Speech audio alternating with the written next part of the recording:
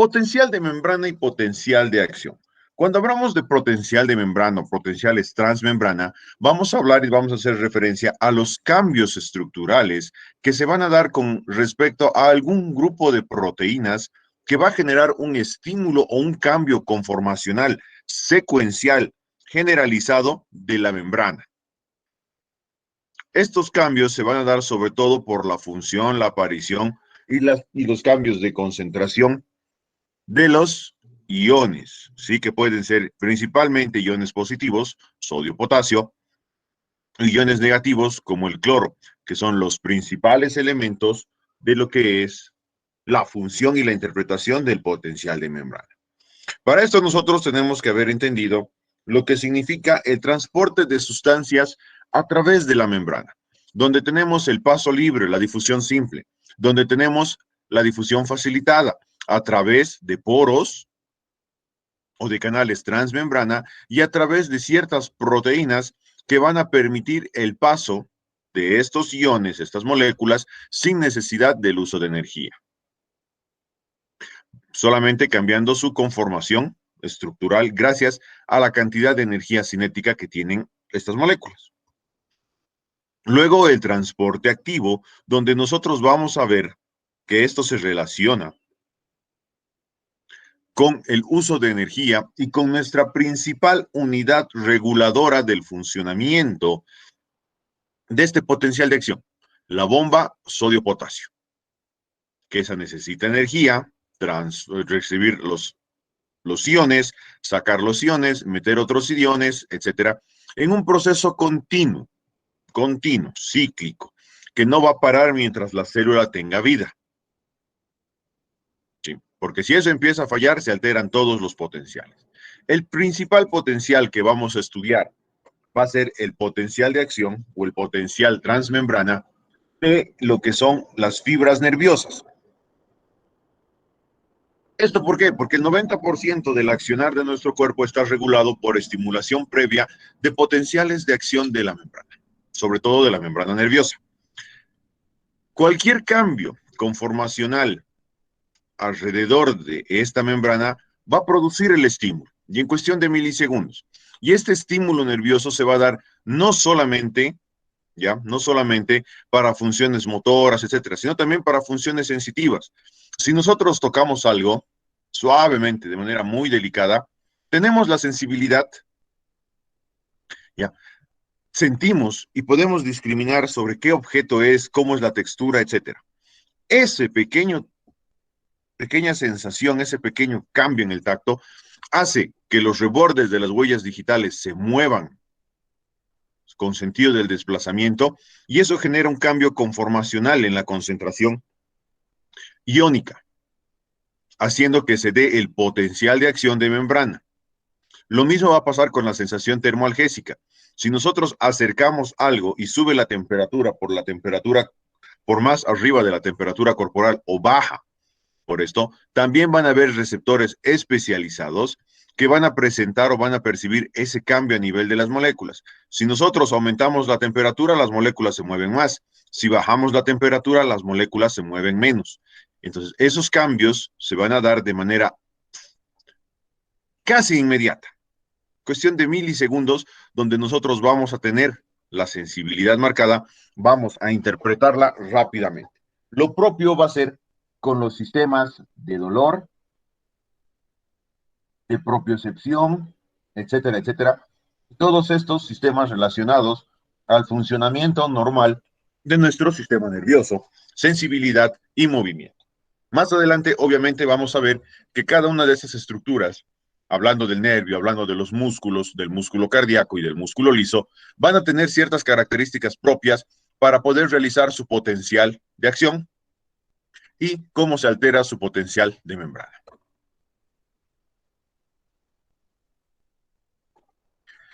La física básica de los potenciales de acción. ¿Cómo funciona esto? Ya sabemos y hemos visto durante nuestros primeros avances en la materia de que nosotros tenemos una alta concentración intracelular de potasio y una baja concentración extracelular de potasio. Mientras que con el sodio es al revés. Tenemos mucho afuera y poco adentro. Con este entendimiento nosotros tenemos que recordar un proceso llamado difusión o equilibrio, donde hemos visto que tiene que haber, para encontrarnos en un equilibrio adecuado, tiene que haber la misma cantidad de moléculas a un lado de la membrana que al otro. O sea, tenemos que equilibrar.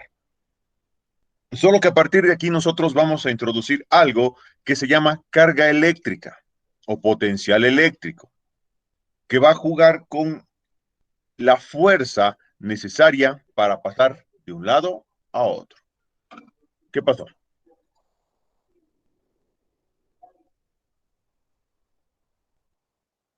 Pásenle el dato, por favor. Continuando. Una vez que vemos esto, ya no es solamente que las moléculas entran y salen, si las moléculas pasan, no pasan, etcétera, etcétera, etcétera. Entonces ya tenemos que ver una carga eléctrica. Pero aquí ustedes me dirán, ¿cuál es la diferencia? Ambos son positivos. La diferencia va a va a partir de que en el flujo eléctrico, en la carga eléctrica, cuando nosotros tenemos una molécula que es intracelular, para salir de la célula se considera una carga negativa, porque está perdiendo cargas, ¿ya? Pero estamos hablando de alta concentración de potasio, por ende, la carga eléctrica para lograr que salga el potasio va a ser negativa. Mientras que del sodio es el ingreso. A que a nosotros nos interesa es su ingreso. Entonces, su ingreso se va a considerar cargas eléctricas positivas. Además, esto va a influir mucho en qué sentido. Si nosotros sacamos potasio de dentro de la célula, vamos a generar electronegatividad dentro de la célula. Por ende, la vamos a volver negativa. Mientras que en el caso del sodio, que su principal función es entrar a la célula, la vamos a volver electropositiva. Así que en ese sentido, nosotros vamos a ver de que la mayoría de los datos nos habla de cargas eléctricas negativas en relación al potasio y cargas eléctricas positivas en relación al sodio. Mientras que en el caso del cloro, que es uno de los que vamos a ver, las cargas eléctricas son negativas al entrar o al salir. ¿Estamos entendiendo este aspecto? ¿Se entiende?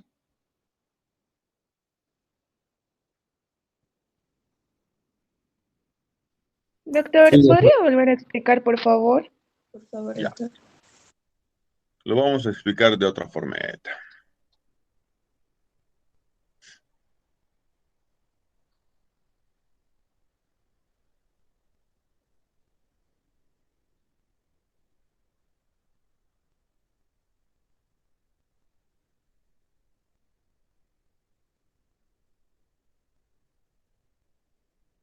Entonces están viendo el Jamboard, ¿verdad?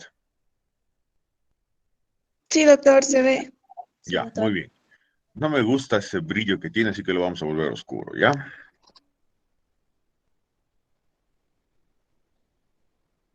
¿Qué es lo que pasa? Lo que les mencionaba. Nosotros vamos a tener la membrana.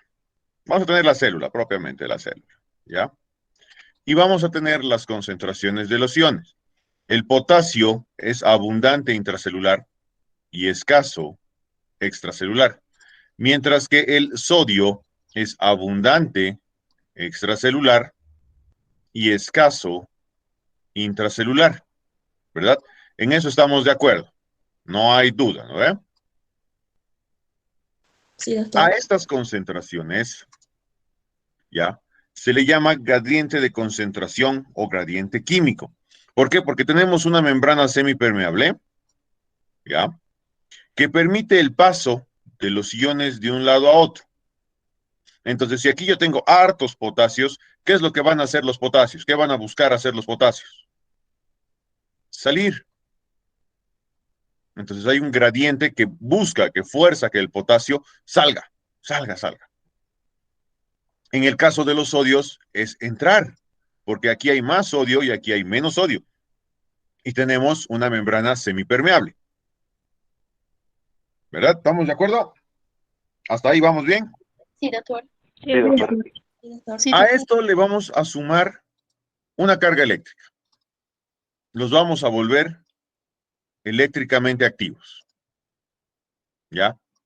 Esto quiere decir que al ser eléctricamente activos, tenemos que considerar también la carga eléctrica.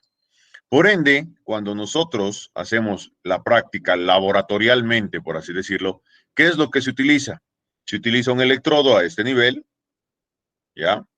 Y otro electrodo a este nivel. Lo que se hace en ese sentido es colocar y suponer que las cargas eléctricas aquí afuera son cero. Entonces, las cargas eléctricas dentro de la célula son las que van a cambiar con el movimiento de los iones. Ahí viene la identificación de estas cargas. Entonces, el potasio va a necesitar una X cantidad de energía, aproximadamente de menos 90 a 91 milivoltios, si no me equivoco. Ya eso lo vamos a corregir más adelante. De hecho, lo corregiremos ahorita.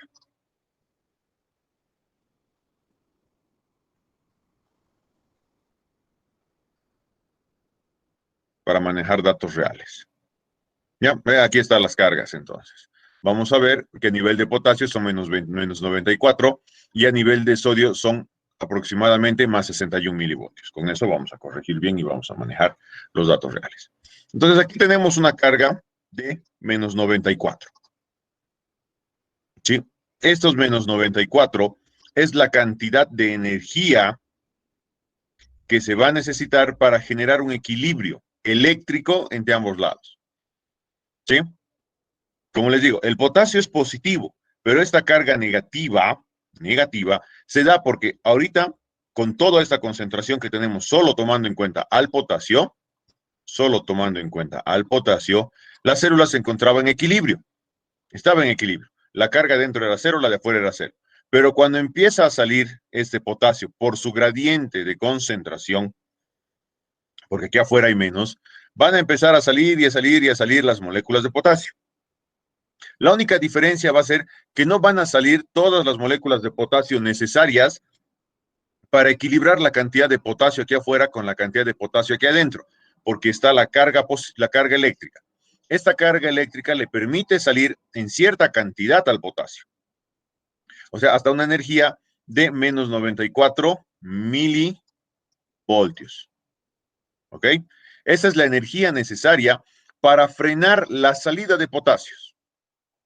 No puede pasar esta carga eléctrica. Esta carga eléctrica va a frenar, va a retener a estos potasios cuando intenten pasar este umbral.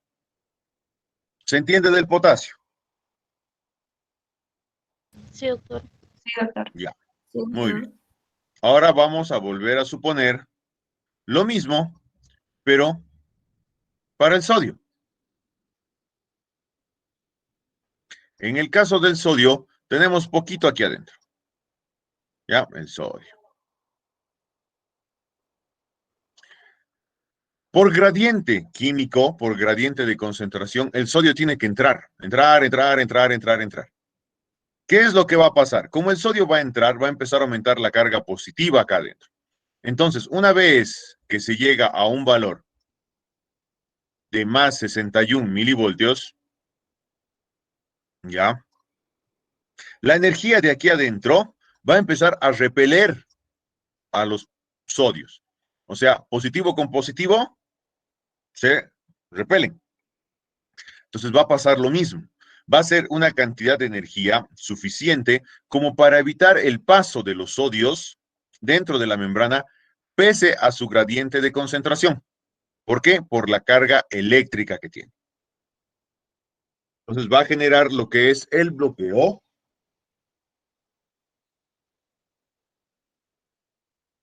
del paso de estas sustancias. ¿Hemos entendido hasta acá?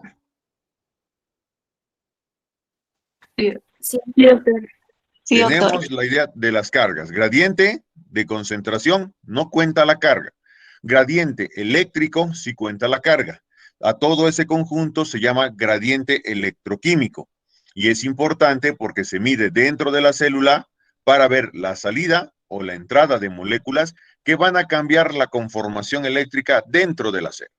Ahora volvamos al tema, a las diapositivas, y vamos a ir avanzando y en base a eso vamos a ir explicando. Es necesario, seguimos usando el jam, no hay problema. ¿Ya? Entonces tenemos lo que es la concentración. Una vez que hemos entendido lo que es esto y cómo funciona, vamos a ver nuevamente un pequeño repaso de lo que es esto. Donde el potencial de difusión o ese gradiente electroquímico que yo les hablaba es la fuerza producida por el intercambio de iones, que logra detener una difusión neta. Esto es más en concepto del libro. Lo que les explicaba en el JAM. Aquí tengo mucho más moléculas de uno y aquí mucho menos moléculas de otro. Aquí estamos viendo que tengo cloro más que lo que es intracelularmente. Entonces, a esta capacidad de moverse del cloro hacia un lado se denomina potencial de difusión. ¿Qué es lo que va a ir pasando? ¿Ya? Y vamos a tener que cuando se llega a la cantidad de cargas, vamos a frenar ese potencial. Vamos a parar ese potencial por la fuerza eléctrica que se va a poner, que se va a presentar. Corrijo.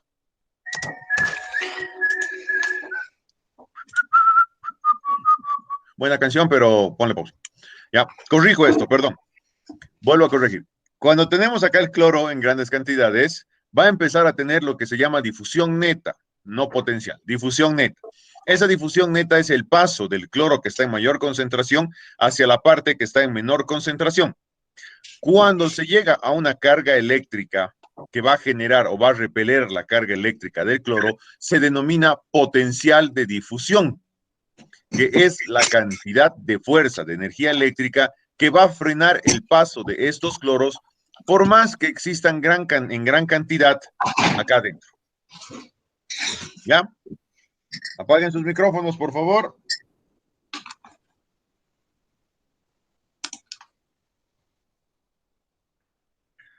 Esto se mide en electricidad, como ya lo habíamos visto en el JAM, y va a dar valores a los principales iones encargados de esto. Va a ser el potasio, con un valor de menos 94, y el sodio, con un potencial de más 61. A esto vamos a sumar, o vamos a ver, lo que es la ecuación de Nernst.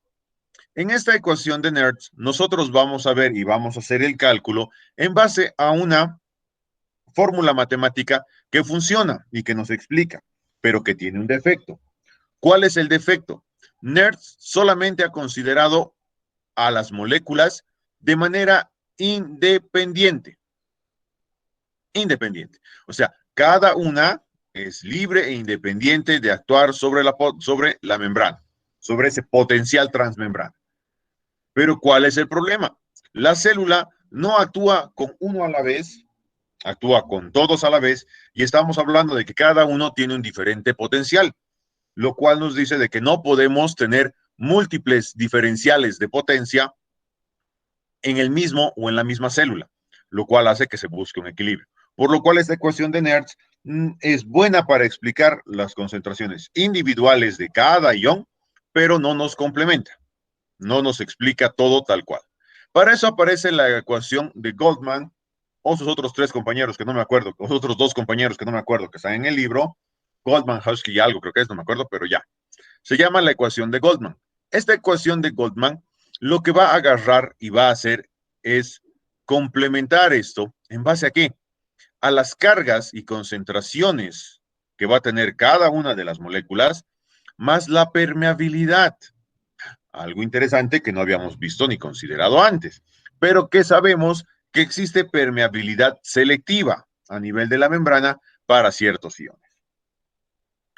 Cuando vemos esto, esta ecuación de Goldman nos permite tomar cada uno de los más importantes iones o de los iones que nosotros vamos a estudiar o queremos estudiar, donde vamos a ver su concentración intracelular sobre su concentración extracelular, más su potencial de membrana intracelular y su potencial de membrana extracelular, o sea, sus cargas eléctricas a uno u otro lado de la membrana. Una vez que tenemos todo esto, se multiplica por el logaritmo negativo de menos 61, que es una constante que Nernst la aplicó, que según esto, los estudios, es lo que indica el valor estable de la conformación en base a cargas moleculares. Eso es química, física y demás. Aquí solo nosotros, en fisiología, nos interesa saber que existen estas dos ecuaciones y para qué sirven. Utilizarlas más adelante, si quieren, pueden hacerlo, revisarlas, estudiarlas y aprenderlas cuando se vuelvan electrofisiólogos o alguna otra rama de la medicina que estudie esto. De momento, conocimiento general. Ecuación de Nernst considera solamente una molécula o un ion a la vez. ecuación de Goldman considera todos los iones o las moléculas que queremos estudiar para determinar un potencial de membrana o un potencial transmembrana mucho más exacto. Ahora, van a existir lo que se llaman los potenciales de acción de membrana. Antes de saltarme a esto, ¿ya? Aquí tenemos que ver la permeabilidad de la membrana. Con esto vamos a volver al JAM. Aquí en este ejemplo hemos visto que la membrana es semipermeable libre para los dos. Pueden entrar y salir hasta que sus cargas lo permitan. Pero hay algo interesante que nos debemos acordar. La selectividad. Esta membrana, ¿ya? Cuando tiene la carga de potasio al 94%, significa que es 100% permeable, ¿ya? Pero en la realidad, esta membrana solo tiene un 90% de afinidad por el potasio. O sea, de 10 moléculas de potasio que choquen contra la membrana, 9 van a entrar. Entonces tiene un 90% de selectividad, de permeabilidad al potasio. Así que el potasio puede entrar y salir casi 10 veces más que el sodio, porque el sodio solo tiene un 10% de permeabilidad de membrana. Entonces, libremente, por difusión, por canales, por todo, vamos a ver de que lo que pueda pasar aquí es 90% a favor del potasio y 10% a favor del sodio. Obviamente, vamos a ir viendo más adelante que las bombas, principalmente la sodio, potasio, ATPasa, van a ser importantes para regular estos gradientes electroquímicos. Volvamos a las diapositivas. Dentro de los potenciales de membrana en reposo, sobre todo a nivel de las neuronas, nosotros vamos a ver de que esta membrana neuronal va a tener lo que es una carga establecida entre todos sus iones, gracias al cálculo de la fórmula de Goldman, de un valor de menos 90 milivoltios. Ya, o sea, es la energía. Menos 90 milivoltios es la cantidad de energía que hay dentro de la célula para mantenerla en reposo, descansando, sin activar nada. Esto se va a dar principalmente gracias al constante funcionamiento de la bomba sodio-potasio. Esta va a ayudar a mantener lo que son los iones de manera equilibrada, inicialmente, donde ya sabemos que esta saca 3 sodios y mete 2 potasios. Entonces siempre hay una carga, una pérdida neta de cargas positivas. Y adentro vamos a tener un equilibrio en la célula equivalente a menos 90 milivoltios. Como dato, el interior de la célula, cuando no tiene iones de ninguna clase, por la cantidad de proteínas, organelos y demás cosas que hay adentro, es totalmente negativa. Totalmente negativa. Por eso requiere de hartos iones de potasio para neutralizar esas cargas. ¿Por qué no lo ha escogido el sodio? No lo sé, hay que preguntarle al creador. Pero el potasio se vuelve intracelular. Este potencial de las membranas en reposo, como ya habíamos visto, ¿sí?, tiene nuestro principal actor, la bomba sodio-potasio ATPasa, que se encarga del intercambio contra gradientes de concentración de las moléculas, haciendo que se genere este cambio, ¿sí? Lo cual nos va a dar, acá tenemos los valorcitos, los cocientes que se llaman del intercambio, ¿ya? El sodio al interior se encuentra en 0,1 aproximadamente, mientras que el potasio está en 35, lo cual ya nos muestra la diferencia, ¿no ve? Lo que es el cociente, lo que es intercambio, la cantidad de concentración que nosotros vamos a tener intracelular hacia lo que es extracelular. Hay una gran diferencia. Ahora, ya hemos visto que las bombas sodio-potasio nos van a permitir esta salida constante de sodio y esta salida constante de potasio. Van a existir lo que se llaman también los canales de fuga de potasio o también canal de fuga potasio-sodio, con la única diferencia que este canal, ya, este canalcito de acá, el canal de fuga, es 100 veces más permeable al potasio. ¿Qué quiere decir? De un sodio que quiera entrar va a tener que esperar que salgan 100 potasios. Entonces tenemos una gran pérdida de potasio y tenemos un poco ingreso de sodio. Entonces, esto también va a participar del sistema de control y equilibrio, porque esta bomba no para. Trabaja, trabaja, trabaja, trabaja. Y tenemos los canales de fuga de potasio. Estos canales de fuga de potasio obviamente no van a estar activos todo el tiempo. No van a estar activos todo el tiempo, sino que van a tener una funcionalidad mínima, constante, sí, pero van a ser mucho más activos cuando hay un cambio conformacional eléctrico de la membrana. Pero sí, van a permitir una salida constante en poca cantidad de potasio. Pero aún así, vuelvo a repetir, de 100 potasios que salen, un sodio entra por este canal. ¿Por qué? Por el hecho de la permeabilidad que va a tener estos canales con respecto a estos diferentes iones. Así logramos mantener lo que es un equilibrio entre lo que es el potencial de membrana durante el reposo. Aquí entran potasios, hay una pérdida neta de carga eléctrica. Aquí salen potasios, hay una pérdida de carga eléctrica. Eso nos va a ayudar a mantener el valor de menos 90 de manera controlada. ¿Sí?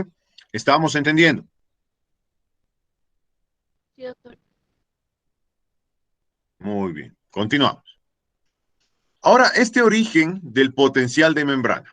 ¿Qué es lo que va a pasar? Ya habíamos visto que Nertz nos mencionó de que había interpretaciones individuales para cada uno de estos.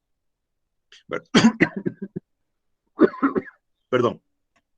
Para cada uno de estos, ¿verdad? Entonces tenemos las cargas eléctricas de cada uno de estos.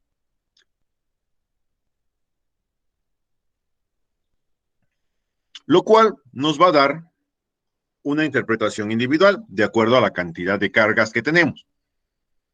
¿Sí? El sodio necesita tener una carga positiva de más 61 milivoltios que va a contrarrestar el ingreso del sodio que está por fuera. Mientras que el potasio va a necesitar una carga negativa, o sea, va a necesitar jalar a los potasios para evitar que salga. Con eso nosotros vamos a tener un efecto de transporte constante. La bomba, que va a ser de manera activa sacando sodios y va a ser activa metiendo potasios, y el proceso de difusión en base a la permeabilidad. No se olviden, yo tengo la salida o la entrada de 100 potasios por cada salida o entrada de sodio. La diferencia es grande, lo cual hace que se dé un potencial de reposo en búsqueda de este equilibrio entre lo que va a ser la cantidad de carga más la permeabilidad de cada uno, dándonos que el potencial de membrana en reposo, membrana nerviosa, es de menos 90 milivoltios. En otras estructuras, como ser el músculo estriado, como ser el corazón, la carga eléctrica va a variar porque vamos a tener otros componentes que juegan un papel importante, sobre todo el calcio. ¿Ya? Entonces nos van a dar umbrales diferentes. También va a depender del tipo de músculo. Por ejemplo, el músculo cardíaco requiere periodos refractarios para generar lo que son, periodos de potencial extra, más sensible, por lo cual su potencial de membrana puede ser de menos 75, de menos 60, dependiendo de la necesidad y del tejido donde se encuentre. Este potencial, ya hemos visto que en reposo se va a mantener en menos 90 y es un constante equilibrio de entrada y salida, entrada y salida, entrada y salida para mantener esa carga y evitar que se genere el ¡pum! Que va a dar este potencial de acción. El potencial de acción se va a dar por un cambio rápido, por un cambio violento de milisegundos de lo que es las concentraciones de estas moléculas, que van a alterar la conformación de la membrana. Y para esto se ha estudiado y se van a conocer tres fases. Lo que es la fase en reposo o la fase polarizada. ¿Qué quiere decir polarizada? Que está apuntando hacia un polo, en este caso el polo negativo. Luego va a venir la fase de la despolarización. Esta fase de despolarización va a tener unos cambios que van a generar alteración a nivel de la permeabilidad de la membrana. Ya les dije cómo funciona esto. Si nosotros tocamos algo, ese movimiento de las huellas dactilares va a mover el líquido intracelular, haciendo que aumente aún más la concentración del sodio. Por ende, va a ayudar a aumentar la permeabilidad, o sea, el paso, en sí no la permeabilidad, sino que va a aumentar el paso de estos. Y va a frenar un poco la salida de potasios porque va a haber mayor presión de los sodios. Por ende, va a empezar a haber un cambio porque van a empezar a ingresar más sodios. Al volverse más permeable, al permitir el paso de mayor cantidad de sodios, el interior de la célula va a empezar a hacerse cada vez más positivo o menos negativo, como lo quieran ver. Y eso va a hacer que este de menos 90 empiece a subir menos 80, menos 70, hasta que llega al punto de acción, donde se va a producir este potencial de acción. Luego viene la fase de repolarización. En esta fase de repolarización, el estímulo se ha cortado. Ya no hay estímulo. Por ende, todo lo que son los canales de sodio se van a cerrar. Los canales de fuga de potasio se van a abrir y van a permitir una gran y rápida salida de potasio.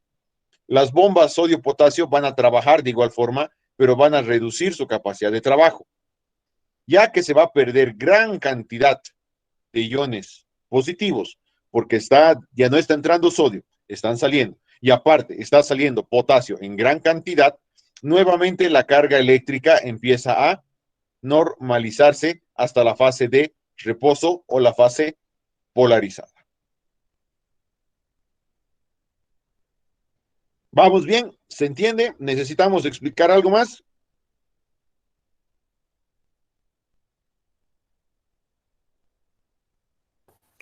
Sobre la despolarización, doctor. Ya. ¿Qué es lo que va a pasar en la despolarización? En palabras simples y sencillas. Cuando hay un estímulo, ese estímulo va a hacer que la membrana de la neurona permita más paso de sodio, o sea, permita la permeabilidad al sodio, ya sea porque ha aumentado la presión, ya sea porque ha aumentado la concentración de sodios o porque se ha bloqueado la salida de potasios. Pero sí o sí, el sodio tiene la capacidad de entrar más hacia la célula. Cuando empieza a entrar más sodio dentro de la célula y los potasios dejan de salir, porque también se limita la salida de potasio, va a empezar a cambiar el valor intracelular, que era menos 90. Como el sodio es positivo, entra sodio, entra sodio, entra sodio, y eso ya no es menos 90, se convierte en menos 80, se convierte en menos 70, hasta que llega al punto del umbral, donde va a generar la sobreexcitación, que se llama el potencial de membrana como tal, ¿no? Que es el accionar, el cambio conformacional que va a desencadenar toda la respuesta de la membrana. ¿Sí? ¿Hemos entendido? ¿O hacemos dibujito? Con dibujo, doctor, es más fácil. Así puede hacerlo. Ya. Sí, doctor, creo que con dibujo entendemos mejor. Sí, somos más gráficos, ¿cierto es eso? Bueno, ya. ¿Qué es lo que pasa a través de la membrana? Solamente vamos a dibujar una línea. ¿Ya? Nosotros vamos a tener el sodio por acá. Sodio. Pucha, llévala aquí. Sodio. Sodio. Y acá adentro tenemos el potasio. Potasio. Potasio. Potasio. ¿Ya? Los dos están paseando por ahí. Ninguno está cerca de la membrana, nada. Pero de repente, vamos a ponerlo rojo, viene un estímulo. Vamos a hablar del estímulo táctil. Hemos tocado algo. ¿Qué va a hacer? Va a hacer que estos sodios que estaban lejos de la membrana se acerquen a ella, se apeguen, empujen porque hay presión. Entonces va a hacer que estos sodios entren. Sodio, sodio y sodio. ¿Ya? Gracias a ese rápido cambio conformacional por la presión dada, hemos aumentado la presión de los iones de sodio, hemos aumentado su contacto con la membrana y a la vez hemos limitado la salida de potasio, porque el potasio quería salir, pero si nosotros le ponemos presión en contra, no va a salir. Por ende, entra el sodio. Al entrar el sodio, esto que estaba aquí lo vamos a poner a menos 90 milivoltios, ya que el sodio es positivo, va a empezar a subir la carga eléctrica. Así que mientras más sodios entran, este potencial va a cambiar y se va a volver más positivo. O sea, vamos a llegar a menos 70 milivoltios. Esos menos 70 milivoltios va a hacer que esto se active. ¡Pum! ¿Ya? ¿Hemos entendido? Sí, doctor. Sí, doctor. Sí, doctora. Gracias. ¿Alguito más?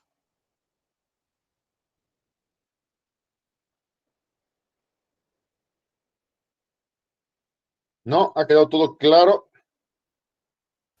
Me Sí, parece. doctor. Sí, doc. Ya, entonces tenemos lo que es la despolarización. La repolarización, obviamente, es que ya no hay el estímulo y empiezan a salir los iones de sodio. Vamos a tener otro grupo más de canales. O sea, pucha, ¿cuántos canales tenemos? Tenemos varios. Y otro de los que toma gran importancia en esto son los canales de sodio y potasio activados por voltaje. Ya hemos visto que el estímulo inicial permeabiliza al ingreso de sodio, aumenta el ingreso de sodio, lo cual va a hacer que cambie la conformación eléctrica de esto. ¿Cómo funciona eso? Ya les mencioné, el sodio está por aquí arriba, lejos de la membrana. Cuando nosotros realizamos la presión, el sodio se acerca y al acercarse el sodio cambia la carga eléctrica sobre la membrana. Al cambiar esta carga eléctrica sobre la membrana, sobre este potencial, ¿qué es lo que pasa? Esta se va a abrir y va a decir, ups, aquí tenemos carga eléctrica, hay que abrirse, hay energía, ¡puc! Se abre y permite la entrada del sodio. Entra el sodio, entra el sodio, entra el sodio, entra el sodio. Como dice, permite o permeabiliza, ¿ya? De tal forma que pueden entrar entre 500 a 5000 veces más lo normal. Al permitir ese paso de 500 a 5000 veces lo normal, ¿qué es lo que va a pasar? Va a ingresar, va a ingresar, va a ingresar, va a ingresar, hasta que va a llegar un punto donde el potencial ya es máximo, o sea, se genera el potencial propiamente, se genera lo que es la explosión de la membrana, por así llamarlo, ¿no? Del potencial de membrana que va a activar toda la respuesta. Cuando se da eso, quiere decir que dentro de la célula, nosotros tenemos una carga positiva de más 35 milivoltios, o sea, se ha vuelto bastante positivo. ¿Qué es lo que va a pasar en ese sentido? Esta otra compuerta que está aquí adentro va a decir, momento, aquí está muy positiva la cosa, aquí está muy cargado, aquí hay mucha energía, y ¡puc! Se va a cerrar. Al cerrarse, al bloquearse, ¿qué es lo que va a pasar? Va a generar un efecto de activación de lo que son los canales de potasio. Solo que estos canales de potasio son lentos. Entonces, cuando la carga empieza a volverse positiva, lo suficientemente positiva, estos van a decir, ok, aquí la cosa está muy positiva, nos vamos a empezar a abrir. Entonces, se van a empezar a abrir. Al empezar a abrirse, van a permitir la salida de potasio, lentamente hasta que se abre por completo. De que se abre por completo es cuando la carga interna está en más 35. Así, automáticamente, ya el sodio deja de entrar, ¡pum! Se cierra. Entonces ya no hay esa gran carga de 500 a 5000 veces que era antes, lo cual va a permitir que el potasio empiece a salir, porque el canal está abierto. Sale, sale, sale, sale, sale, sale, sale, sale, sale, sale, sale, hasta el punto de equilibrar la carga. Una vez que llegamos a la carga ya de menos 60, menos 70, esta compuerta empieza a cerrarse hasta llegar al valor de menos 90. Una vez que hemos llegado a ese valor de menos 90, las otras bombas, sodio-potasio, va a empezar a actuar ¿para qué? Para volver a la configuración normal. Va a sacar este exceso de sodios, va a permitir el ingreso de potasios nuevamente y va a volver al equilibrio celular. ¿Hemos entendido?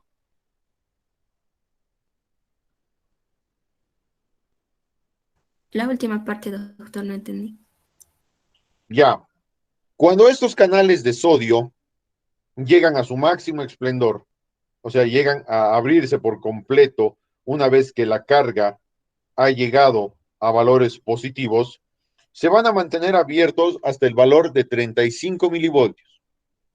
Una vez que se llega a este valor de 35 milivoltios, ¿qué es lo que pasa?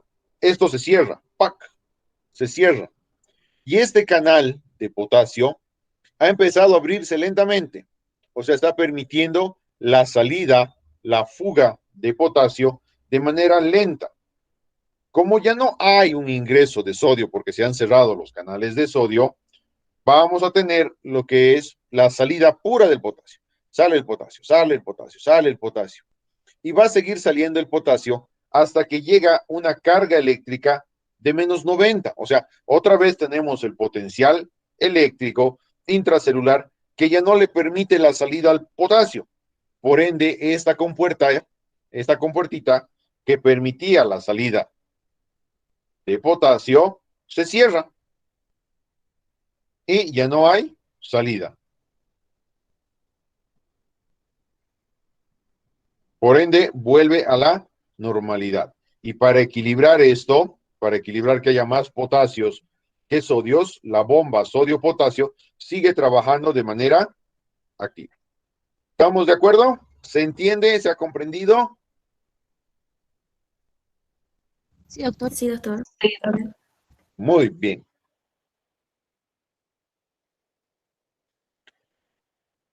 Ahora, ¿qué es lo que va a pasar? El inicio del potencial de acción como tal se va a dar gracias a algo que nosotros conocemos, que es el efecto de la retroalimentación positiva. Se ha abierto el canal de sodio, se ha vuelto permeable. Entonces, al entrar el sodio, se estimula más la entrada de sodio. ¿Por qué? Porque hay un cambio eléctrico. Entonces, se aumenta más, y cada vez son más. O sea, vamos potenciando, vamos generando una potenciación de ese estímulo inicial, capturando lo que son las moléculas de sodio. Mientras mantengamos el estímulo, vamos a mantener la apertura de los canales de sodio. Por ende, vamos a tener más ingreso de sodio, más potenciación del inicio de toda esta actividad. Una vez que se ha llegado al tope, al máximo, va a empezar lo que es el potencial mismo que va a empezar a activar a lo que son los potasios. Obviamente esto va a estar regulado por el potencial, por todo eso de las cargas de sodio y el estímulo. Cuando se da el inicio del potencial de acción en una célula nerviosa, cuando pasamos de menos 90 a menos 65 milivoltios. Eso hace que los canales de potasio alrededor de la membrana empiecen a habilitarse todos así de golpe. Porque no solo es uno, son cientos que hay en la membrana. Por ende, el ingreso es igual miles de veces más alto, lo cual va a generar que esto suba hasta el tope máximo. ¿Ya? Pero el potencial de membrana, el umbral que se llama, que es el momento en el cual la membrana ya está empezando a actuar, a generar la despolarización, a generar el potencial de acción, a generar el paso de la energía para dar la señal, es a menos 65 milivoltios. Este potencial, ¿qué es lo que va a pasar? Este potencial tiene que propagarse, o sea, tiene que ir en ambas direcciones de la membrana. Tiene que provocar el estímulo generalizado de la membrana. Pero ¿cómo funciona? Cuando nosotros tenemos una zona del nervio o de la fibra nerviosa que está siendo estimulada, que ha sido estimulada, ¿ya? ¿Qué es lo que va a pasar? Va a empezar a despolarizar esa región.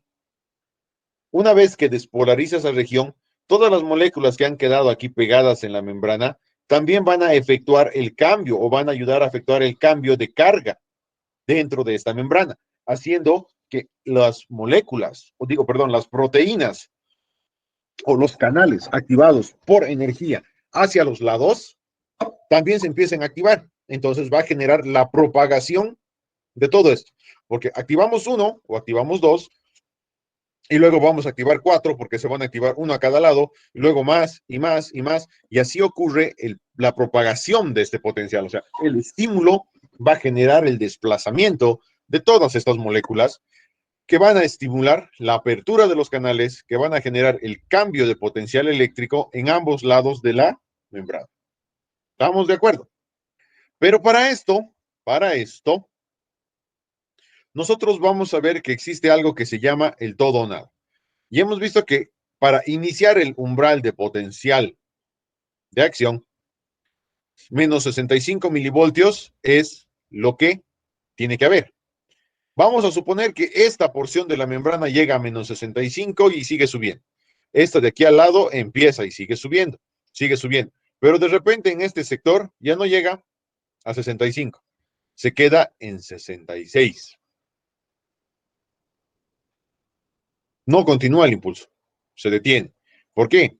Porque si la fibra o ese sector de la fibra no alcanza el valor necesario por un valor mayor a 1, o sea que en este caso sería 65, se bloquea, no funciona. O llega o no llega, así de simple. No hay de que porque está en 66, tiene que llegar a 65, estamos hablando de que son cargas negativas, por eso es al revés de mayor a menor. Ya, ¿se puede abrir? No. Si no llega a 65, no se abre. Listo. Por eso es el todo o nada y se tiene el factor de seguridad para evitar que haya una sobreestimulación sin la carga necesaria. Tenemos que llegar al umbral para empezar a desarrollar esto. Con uno menos, ya no se va a dar el potencial de acción. Ya no se va a propagar el potencial de acción. ¿Estamos de acuerdo? ¿Se entiende? Sí, doctor. Muy bien. Para realizar todo esto, ¿qué es lo que pasa? Hay una utilización de energía. Esa utilización de energía ya se va a dar gracias a qué? Al uso, sobre todo, de las bombas sodio-potasio. No olvidemos que estas bombas sodio-potasio son dependientes de energía, por ende son sodio-potasio ATP-ASA, o sea que descomponen el ATP. Esta bomba, una vez que ha pasado este proceso del umbral, ¿qué es lo que va a hacer? Ya les he dicho, tiene que sacar el sodio y tiene que meter el potasio para volver a generar lo que es el equilibrio intracelular, donde tiene que haber más potasios y menos sodios. Por ende, esta bomba puede llegar a funcionar hasta 8 veces el valor de lo normal. Ejemplo, si en un segundo sacaba 3 sodios y metía 2 potasios, si yo voy a multiplicar esto por 8, vamos a ver que en un segundo esta bomba sodio-potasio puede llegar a sacar hasta 3 por 8, 24 sodios y meter 16 potasios. Por ende, trabaja 8 veces su valor normal, generando lo que es nuevamente ese equilibrio de pérdida, de salida de sustancias, sobre todo de iones que nos van a generar este equilibrio.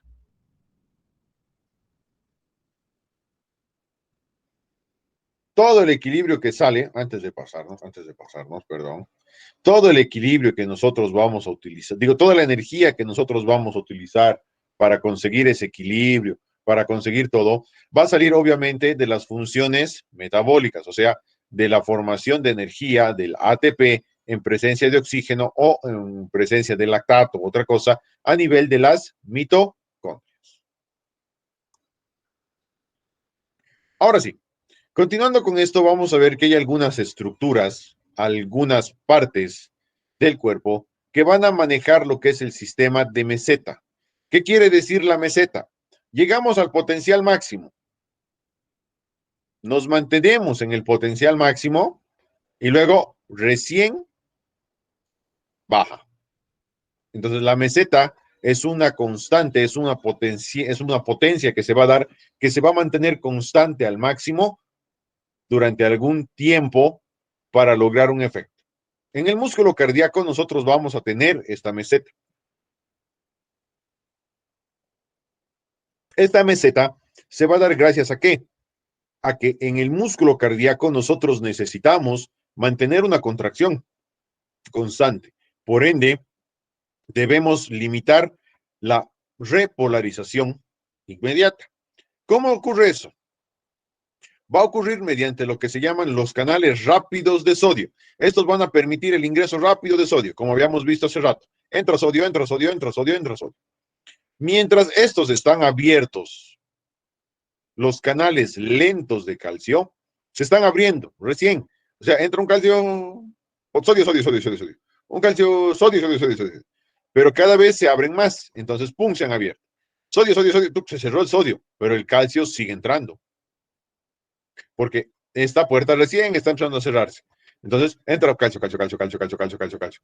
Y eso va a hacer que se mantenga la concentración eléctrica positiva, haciendo que el músculo se quede contraído.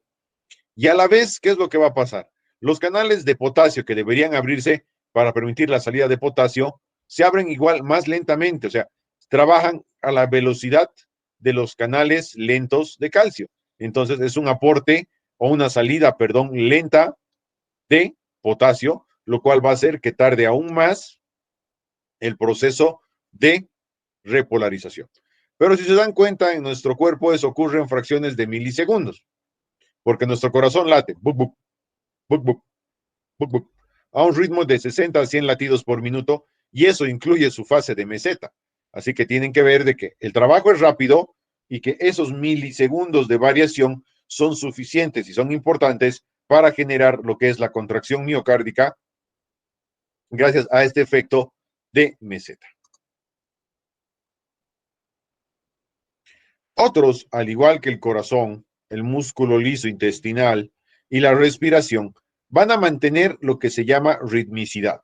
Al ser rítmicos, ¿qué quiere decir? Que van a ser órganos que van a tener un control, que van a hacer que mantenga una frecuencia continua, adecuada. ¿Sí? Esto generalmente se va a dar a nivel de lo que son el corazón, sobre todo a nivel del nódulo sinoauricular, el peristaltismo a nivel del músculo liso y la respiración en el caso de la estimulación de la misma para mantener el ciclo. 2 segundos de inspiración, 3 segundos de exhalación. Entonces mantenemos estos valores y es la ritmicidad, ¿no?, que se tiene de los tejidos. El corazón igual en sus ritmos son de 60 a 90 latidos por minuto de manera normal en una persona común y corriente.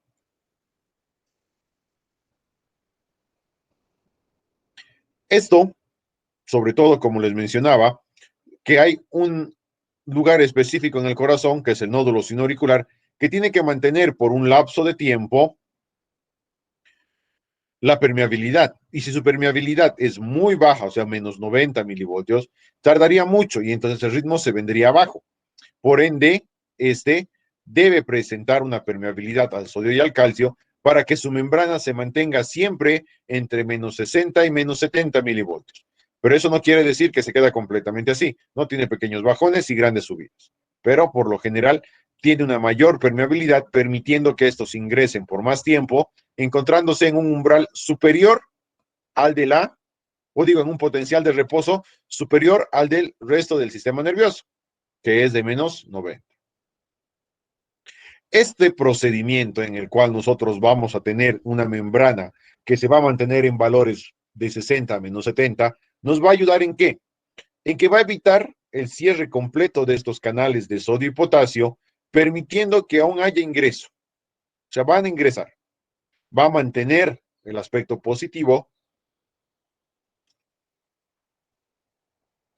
va a producir mayor flujo y entrada de iones, y aún así va a aumentar, y así va a lograr un aumento a nivel de la permeabilidad. Cuando en estas, como les mencionaba, no va a llegar a menos 90 y se va a calmar, no. Una vez que pasa este proceso, llegamos a la fase de meseta y necesitamos volver a reactivar, va a existir lo que se llama la hiperpolarización. O sea, por un lapso de tiempo, nosotros vamos a tener esta membrana en valores de -80, -90. ¿Por qué? Porque se han permeabilizado más rápido los canales de potasio, dando lo que es la conductancia de potasio, lo cual va a ser una rápida salida de estos potasios hasta que se vuelva, digo, hasta que se hiperpolarice. Pero como estos canales de acá no están cerrados del todo, no tienen un cierre completo, por así decirlo, una vez que esta conductancia del potasio llega a su máximo, se cierran los canales de potasio y siguen entrando los de sodio y calcio, por ende la membrana vuelve a subir a su potencial y a su umbral para mantenerse en esto y luego volver a desencadenar el proceso. Entonces generamos lo que es un equilibrio con algo que se llama hiperpolarización, que es un aumento de la carga negativa rápida que va a ayudar a controlar el valor normal de la carga.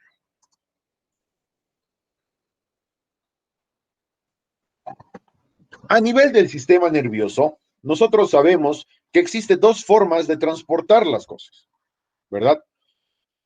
Una que es intraaxonal, que va a permitir el paso o el fluido de los líquidos dentro, por ende igual de las moléculas, y otra que va a ser a través de los nódulos de Ranvier.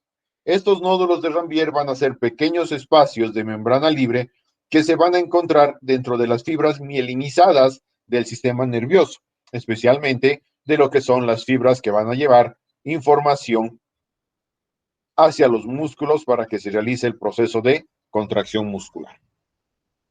En estas fibras mielinizadas, ¿qué es lo que va a ocurrir? Se van a empezar a agrupar o se van a empezar a generar cargas a nivel de los nódulos de Ranvier. Estas cargas que se van a generar al nivel de los nódulos de Ranvier van a generar un cambio conformacional eléctrico, haciendo que esta energía que se ha generado acá, en vez de que tenga que abrir por aquí uno por uno los canales, va a hacer y va a estimular que esa carga eléctrica se dispare por encima de la célula de Schwann, por encima de la vaina de mielina y salte hasta el otro nódulo, haciendo que se despolarice ese nódulo. Entonces, mientras ocurre la despolarización aquí y empieza la migración del impulso, este ya ha saltado al otro nódulo que va a hacer que empiece nuevamente o se realice nuevamente eso, haciendo que se abra también en ambas direcciones. No olvidemos que el impulso eléctrico viaja hacia uno y hacia el otro lado. Por ende, si nosotros tenemos que estimular esta respuesta eléctrica haciendo que se abran canales consecutivos, vamos a tener una mayor y más rápida respuesta. ¿Sí? ¿Se entiende? Sí, doctor. ¿Todo claro para todos? Sí, doctor. Muy bien. Sí, doctor. Entonces, ¿qué es lo que les decía? Es esto.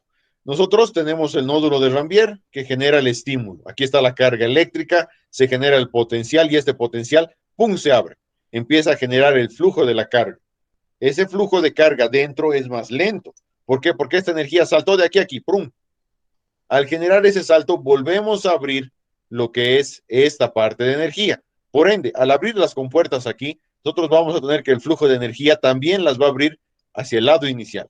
Por ende, la apertura de ambos canales va a ser más rápida, porque aquí está llegando a la mitad del camino, cuando se abre el otro, incluso menos, aquí está empezando y ya saltó a este lado. Entonces aquí igual está empezando, en lo que esto va a generar ese cambio conformacional rápido de las estructuras, haciendo de que se genere el potencial de acción de membrana. Va a existir algo que se llama el periodo refractario. Estos periodos refractarios, ¿qué significa? Es una etapa en la cual la célula va a estar tan cargada de electricidad hacia un lado o hacia el otro, lo cual va a evitar que esta célula se pueda excitar de nuevo. O sea, tiene la carga, ha llegado a la carga, su potencial de membrana ha llegado al máximo, se ha bloqueado y aún así se ha desbloqueado, se ha cargado un poquito más. Esta ya no se va a mover, ya no se va a excitar Por más que le metas más o no, no va a pasar nada. Hagas lo que hagas, no va a aumentar nada que pueda hacer que tenga su potencial nuevamente. ¿Eso qué va a significar? Que se activen todos los mecanismos para ayudar a la polarización nuevamente de esta célula. Esta célula va a volver poco a poco hacia lo que es su valor o su umbral normal para volver a desencadenar recién el proceso, lo que se conoce como periodo refractario absoluto, donde la célula no va a hacer nada, no se va a estimular, no va a nada hasta que no vuelva a su valor normal. Dudas, preguntas misceláneas, ¿es ahora o nunca?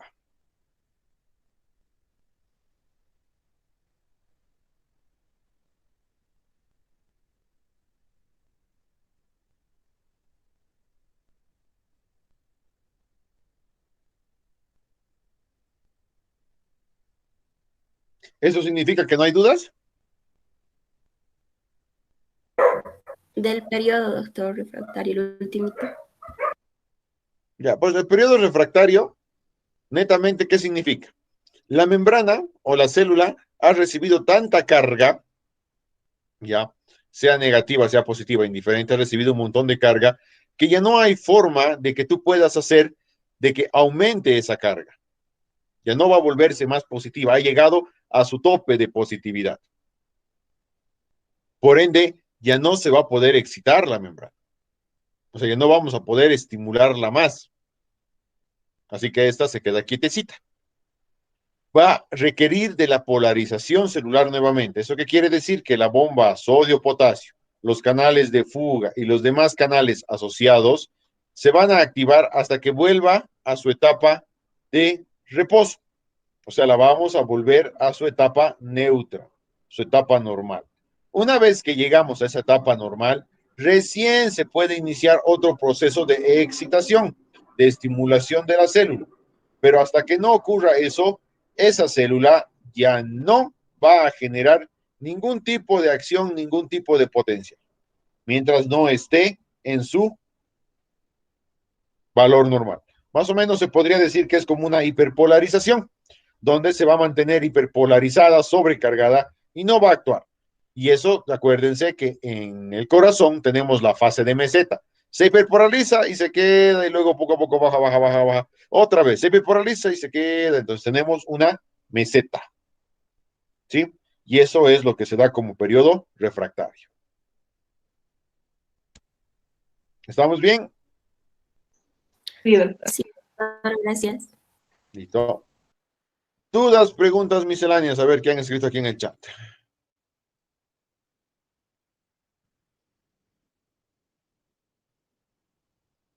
Kevin King, te conozco, tú eras mi alumno.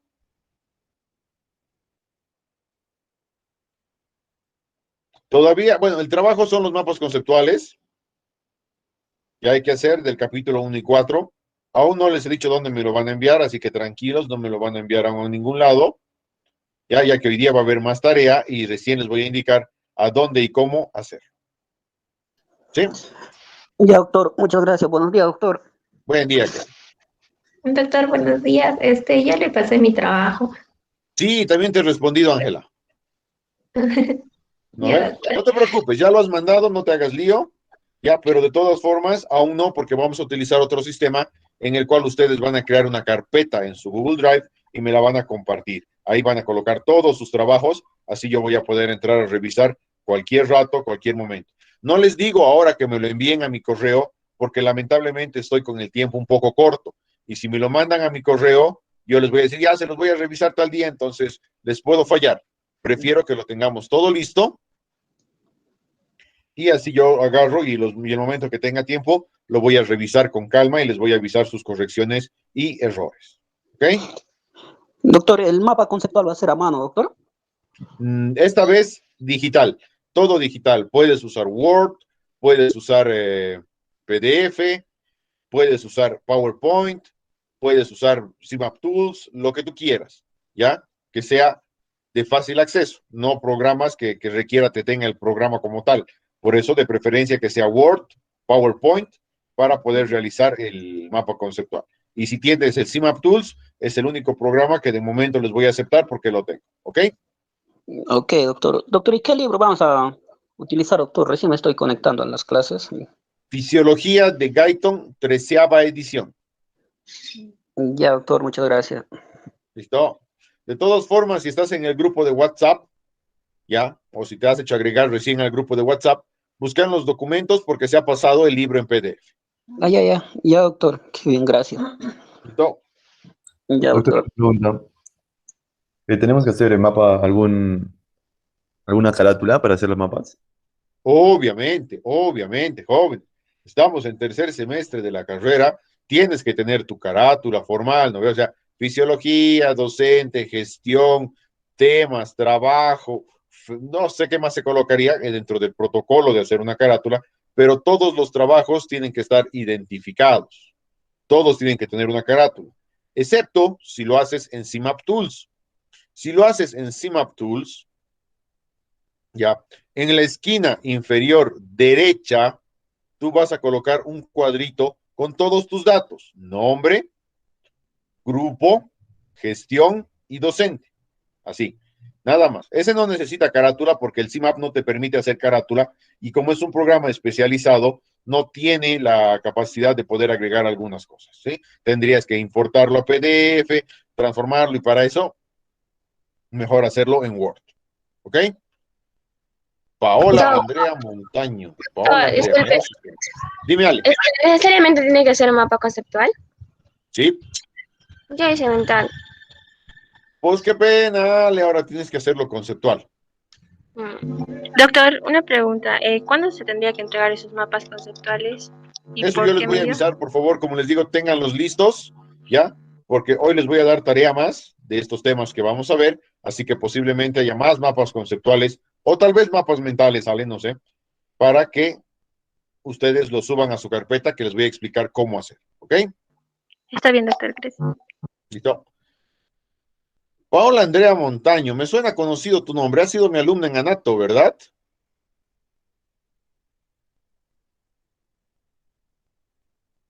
Y en Anato 1. Qué gusto verte, Polita. Pensé que no te iba a tocar grupo conmigo. Pero bueno, a ver, ¿hay grupos formados? Sí. Los grupos formados posiblemente vayan a realizar exposiciones y algún trabajo. Aún no les he pedido datos de sus grupos, nada por el estilo, porque aún no he podido organizarme bien. Estoy correteando con varias cosas. Entonces, una vez que me organice bien, yo les voy a pasar el dato de las actividades grupales y vamos a empezar a trabajar en ese sentido. ¿Ya? De todas formas, para los que han ingresado recién, sí he pedido que se conformen grupos. Sus compañeros ya les van a ir explicando en el chat cómo funciona esta parte de la conformación de los grupos. ¿Estamos de acuerdo? ¿Los grupos para qué son, Doc? No lo escuchaba bien, es que estoy en mi trabajo. Para exponer, Lady, para exponer. Ah, ya, Doc. ¿Estás trabajando, Lady? Bien, bien, bien. Hay que trabajar, hay que trabajar. Yo también estoy trabajando. Doctor, disculpe, ¿grupos de cuántos integrantes? ¿No les expliqué la anterior clase de los grupos a ustedes? No. No, No, doctor, recién ¿qué estaba. grupo teníamos? Entonces le he explicado a los de mañana. Ok, me he olvidado. Ya. Vamos a formar grupos de posible exposición, ¿ya? Somos aproximadamente 67 personas en el grupo, así que voy a necesitar unos 10 grupos aproximadamente, ¿ya? O sea, grupos de 6, máximo alguno que otro grupo de 7, ¿sí? Entonces vayan formándolos por afinidad, ¿sí? Grupos de 10, digo de 6 a máximo 7 personas. Una vez que tengan eso, cada grupo va a tener su representante y yo me voy a comunicar con esos representantes que obviamente me van a dar su nombre en una clase para que lo anoten en un Excel y todo eso, para organizar las actividades correspondientes, que puede ser exposición de temas, que puede ser presentación de trabajos grupales o alguna otra cosa que se me ocurra. ¿Sí? ¿Estamos de acuerdo? Bueno, así Sí, no doctor. estemos de acuerdo. ¿Han Sí, Sí, entendido? estamos de acuerdo. Sí, Muy doctor. bien, me parece. Entonces ya saben que tienen que formar sus grupos de exposición, lo vamos a llamar.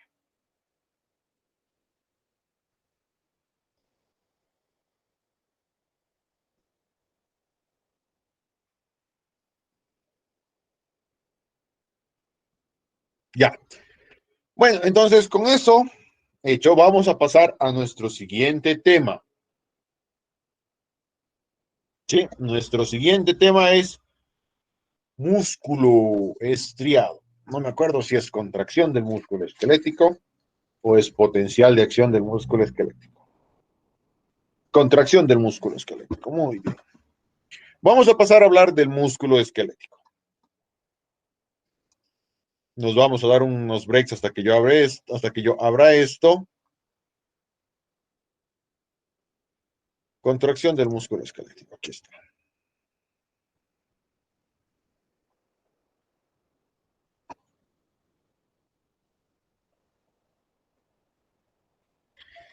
Muy bien. Ya nos hemos estirado. Ya estamos como que más. ¿O alguien sigue medio dormido? ¿Qué tema dijo? Contracción del músculo esquelético.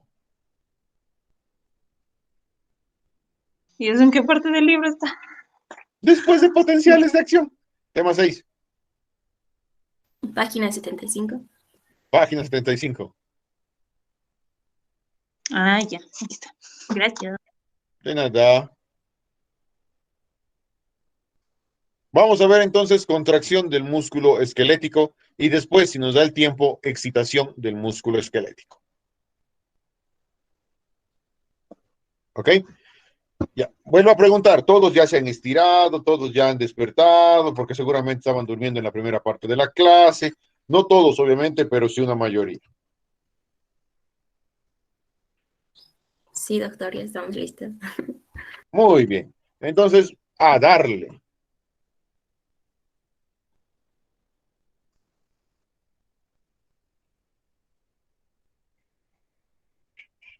Vamos a hablar ahora de lo que es el proceso de contracción del músculo esquelético. El músculo esquelético va a ser igual de excitable que lo que son las fibras nerviosas.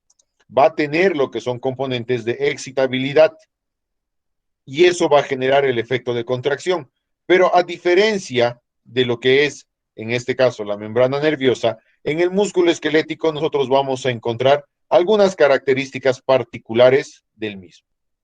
¿Sí? Para eso tenemos que entender qué es el músculo esquelético. El músculo esquelético va a ser un conjunto de fibras proteicas que van a desarrollar su actividad en conjunto y en forma unísona. El músculo esquelético o el músculo estriado esquelético va a ser un músculo voluntario. En el 99% de las ocasiones, nosotros vamos a tener control sobre la respuesta y el accionar de este músculo. El músculo va a estar formado por lo que es un conjunto grande de fibras musculares. Estas fibras musculares se van a unir formando lo que son fascículos musculares o porciones de tejido muscular. Cada una de estos fascículos, ya, o de esta porción muscular, se va a ir dividiendo en otros cada vez más pequeños, donde vamos a tener lo que ya son las fibras musculares propiamente. Una vez que tenemos estas fibras musculares, vamos a tener que cada una de estas está compuesta por miofibrillas. Estas miofibrillas van a ser las encargadas de agrupar a los principales actores de la contracción muscular, que van a ser las fibras o los filamentos de actina y de miosina.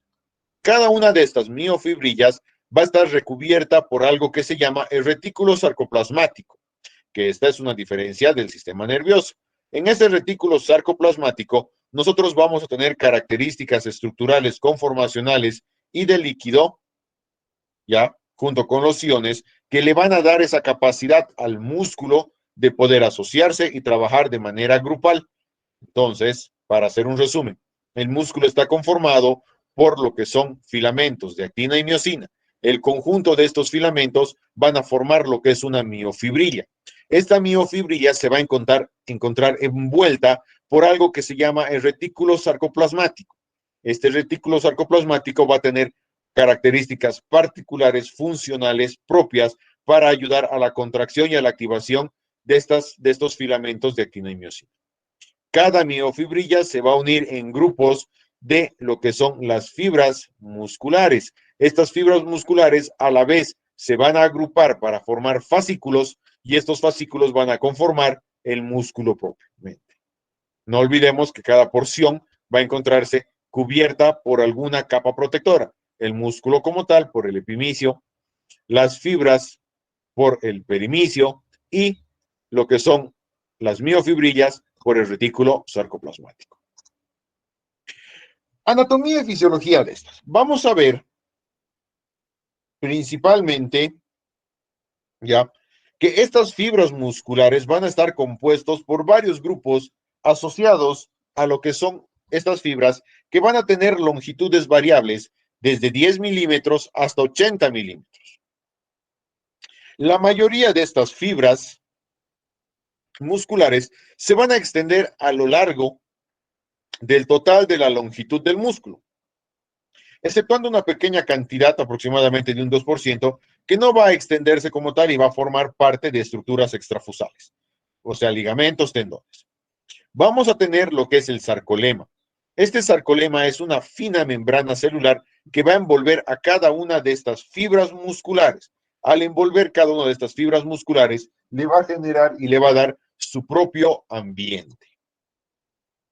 Las miofibrillas, que son la estructura funcional propiamente, van a estar formadas por grupos de filamentos. Los filamentos van a ser de actina y miosina, respectivamente de 3000 a 1500 cada uno. Estos van a cumplir lo que son las funciones propias contráctiles.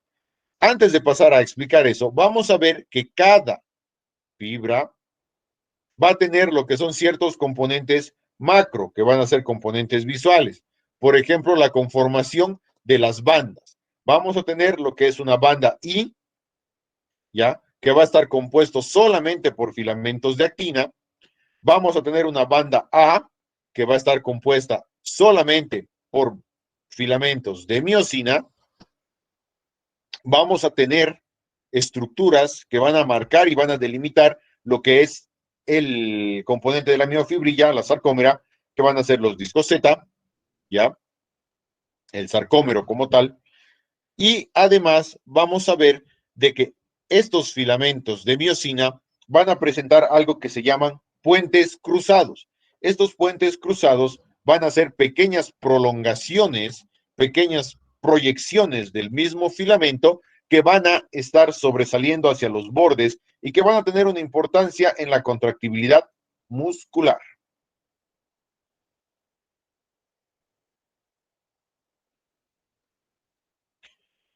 Esto, hablando ya más acerca de lo que son las miofibrillas y los componentes de actina y miosina, vamos a ver que estos van a estar no solamente formados por las estructuras propias de la actina y miosina, sino que también vamos a tener una proteína de gran tamaño, de hecho una de las más grandes del cuerpo, que se llama titina. Esta molécula de titina, que es muy resistente, es muy elástica, va a unir y va a fijar los filamentos de actina y miosina a la parte rígida o a la parte fija de lo que son los discos Z. Ahorita vamos a ver en un dibujo cómo es esto de los discos Z y etcétera, etcétera, etcétera. ¿Ya? Una vez que tenemos eso delimitado, ya estamos viendo que cada una de las estructuras, unidades funcionales de las miofibrillas van a estar conformadas por una proteína de fijación, la titina, que va a unir a lo que es la actina y la miosina a la porción del disco Z que ahorita vamos a explicar. Luego vamos a tener el sarcoplasma. Este sarcoplasma va a ser el fluido intracelular de todos los componentes de las miofibrillas. Este componente va a estar formado principalmente por altas concentraciones de algunas sustancias, como ser el potasio, el magnesio y los fosfatos.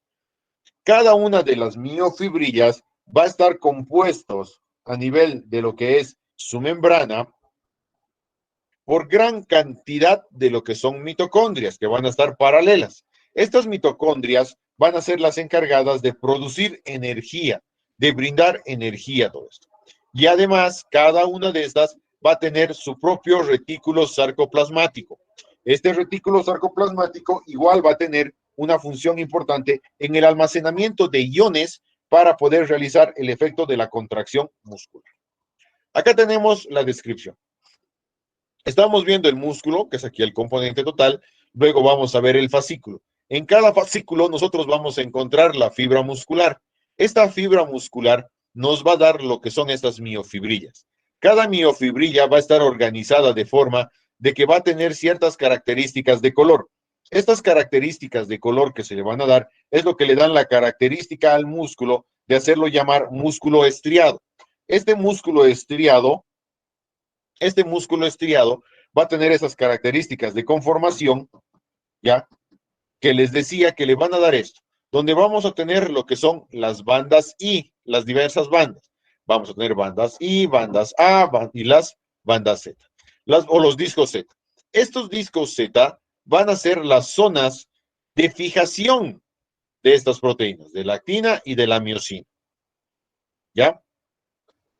Y estas bandas I y estas bandas A van a ser las concentraciones de actina y de las concentraciones de miosina.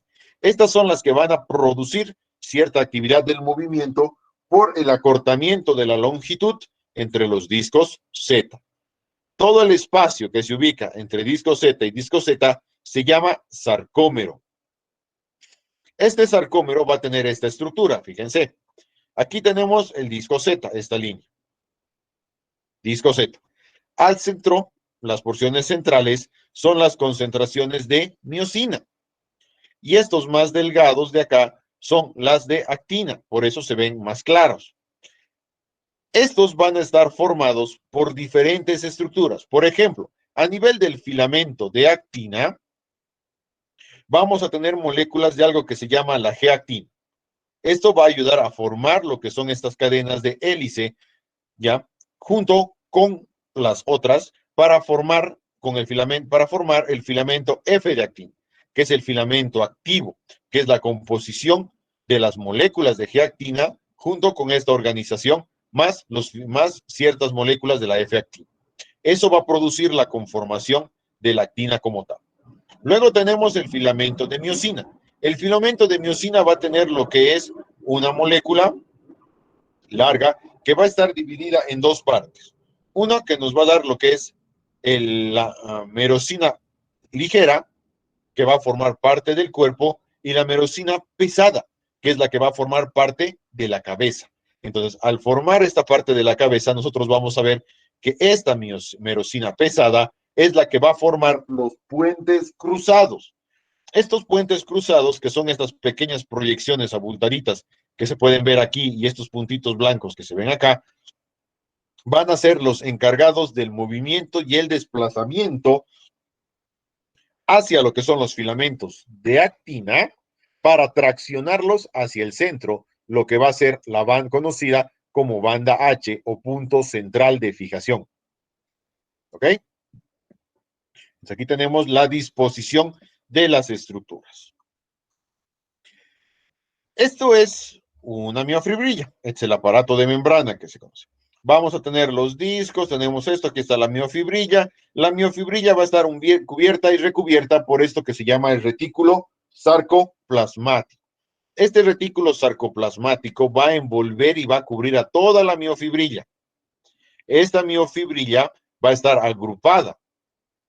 Y en cada grupo, que va a estar separado, vamos a tener lo que es un conjunto de mitocondrias paralelas, que van a estar unas con otras dentro de cada grupo. Estos grupos van a dar lo que es la energía necesaria para realizar la función del músculo esquelético. Pero otra característica particular del retículo sarcoplasmático va a ser que va a formar ciertas proyecciones vesiculares tipo digitales que se van a extender por todo el grosor de la miofibrilla, y vamos a tener estos que se llaman túbulos T.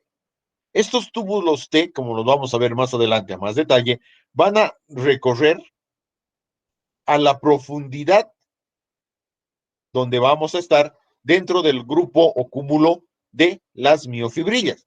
Porque no todas las miofibrillas, no cada una de las miofibrillas tiene su propia mitocondria ni tiene su propio estímulo. Por ende, el estímulo tiene que viajar desde la parte externa, ¿ya?, hacia la parte interna de la disposición muscular. Porque tenemos fibras superficiales que van a estar muy pegadas al perimicio, epimicio, etc. ¿Ya? Pero hay otras que se van a encontrar al centro, alejadas. Entonces, esas necesitan comunicación. Y para esa comunicación están los túbulos T. Contracción generalizada o el mecanismo general que va a desencadenar la contracción muscular. Ya conocemos y ya hemos visto que las fibras nerviosas se excitan, generan un potencial de membrana y generan un potencial de acción. Ese potencial de acción va a viajar rápidamente hasta lo que se llama su porción terminal o placa motora terminal. En ese sector vamos a tener lo que son estructuras llamadas botones terminales, que van a estar al final del axón. Estos botones terminales van a estar cargados de sustancias neurotransmisoras, principalmente, en este caso, referente a las células musculares o a las fibras dirigidas a las células musculares. El principal componente va a ser la acetilcolina. Una vez que llegamos a esta parte, el impulso eléctrico llega a esta parte, va a generar un estímulo para hacer que éstas empiecen a secretar esta acetilcolina, y esta acetilcolina va a tener receptores a nivel de la porción muscular, lo cual va a generar y va a producir la apertura de ciertos canales activados por acetilcolina. Estos canales, una vez activados, ¿qué es lo que van a permitir? Van a servir como mediadores, como ligandos, para permitir el transporte, ¿ya?, de sodio al líquido intracelular. O sea, va a empezar a activar los canales de sodio dependientes de voltaje. Una vez producido esto, vamos a empezar con el inicio del potencial de acción muscular, lo cual va a hacer que gracias a este cambio conformacional al ingreso de los sodios, va a empezar a haber un viaje del potencial de acción por toda la fibra, haciendo que se despolarice la membrana de la fibra, y esto a la vez estimula al retículo sarcoplasmático, que va a estimular la producción o la liberación del ion de calcio. El ion de calcio tiene una vital importancia y participación en la contracción de lo que es la actina y de la miosina, ya que sin este ion de calcio no va a poder realizarse esa contracción. ¿Por qué? Lo vamos a ver en unas diapositivas más adelante. Una vez que se activa esta partecita y tenemos lo que es la liberación de calcio, se va a activar algo que se llama la bomba de calcio, lo cual va a hacer que salga aún más calcio, ¿sí? Lo cual va a liberar calcio al sarcoplasma, estimulando el efecto y el aumento de la contracción muscular. La contracción muscular, como les dije, va a ser la interacción entre las cabezas de miosina y los filamentos de actina. Este filamento de actina va a estar compuesto por otros filamentos que lo van a recubrir. Uno que va a ser la tropomiosina, que está unida ya a los puntos receptores. Ahorita vamos a ver, vamos a explicar eso. Luego está la troponina, ya, que va a estar unido a lo que es el filamento de tropomiosina. Estos van a fijarse y van a recubrir lo que son parte de las estructuras de unión de la cabeza de miosina. Vamos a tener otro componente intermedio que va a permitir la activación de esto por la unión de calcio, que va a estar aquí centrado. ¿Sí? Ahorita lo vamos a ver a detalle. Para entender esto, o sea, ya hemos visto de que necesitamos el calcio y necesitamos liberar esto para poder realizar lo que es el trabajo propiamente.